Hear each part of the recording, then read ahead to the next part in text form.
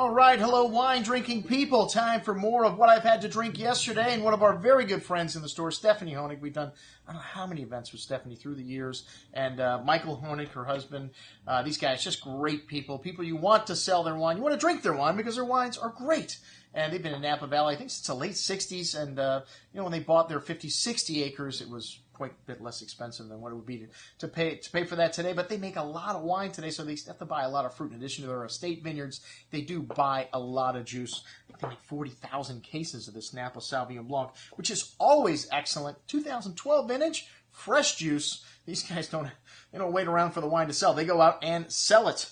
And this 2012 edition's got that lovely white grapefruit citrus, a little green mango, some steely notes, and lemongrass here as well. Little briny character as well. No mallow. This is all stainless. They want this wine really fresh and bright. Most of the fruit is from Rutherford and St. Helena, but they do purchase a good bit of this fruit from all the other parts of Napa, probably wherever they can get it to get up to 40,000 cases. Because like I said, a very popular wine. It's already on to the 2012 vintage. Most people still on 2011.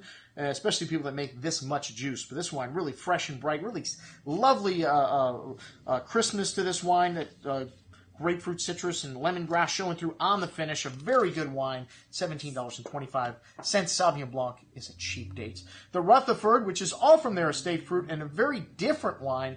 This wine sees a touch of Semillon and Muscat, fermented new oak, goes through mallow, so a lot richer style here. Some lovely tropical fruit, melon, green fig, some fresh baled hay, a touch of lemongrass in this wine, also some nice spice. Rich and full-bodied on the palate, a lovely round, creamy texture on the tongue. Still maintains a lovely savoriness to this wine. Notes of that lemongrass and a little briny character to the finish on this one, leaving your tongue salivating for food at $29.50. Like I said, a totally different style of Sauvignon Blanc, and both are excellent. And of course, the 2012 Rutherford's meant to be aged a little longer, so it's got a little more to it. The 2011 Cabernet Sauvignon from Honig.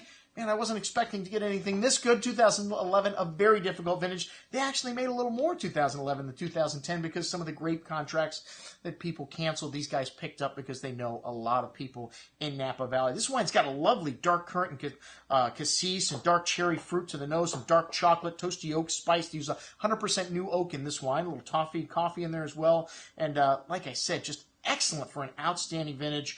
This wine showing some lovely fruit on the palate. It's got a little bit of Cabernet Franc and Petit Verdot in it. And they make about 20,000 cases of this, so very impressive for wine at this production level from a difficult vintage to be this good. Smooth and round on the tongue, already showing very nicely here. Some toasty oak spice, milk chocolate, some fresh loamy earthy notes on the finish.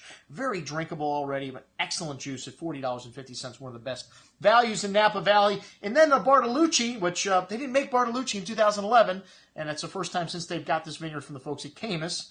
It says we used to go into Special Select, and well, probably in Camus and vintages when they don't make Special Select, because they don't make Special Select every year. But this wine spends about 20 months in oak. They only make about 400 cases of this tiny production, so just help beef up the 2011. And you really notice this is a step up in terms of quality. The vineyard's right next to Spotswood, and really lovely concentration, richness, some dark raspberry, dark cherry fruits, really complex, some black tea aromas, dark cocoa, sweet tobacco spice, some fresh earth, a really lovely bouquet of aromas, and even more on the second day. I keep all the wines that I taste to the second day to retaste them, and this wine, just like every other great wine, really gained in complexity, big and chewy on the palate, good amount of those spices coming through from the nose on the finish, and a firm hand of acidity. This is a wine you could keep for 10 years or more in your cellar. We got an older vintage on the shelf here, 2006. Check it out.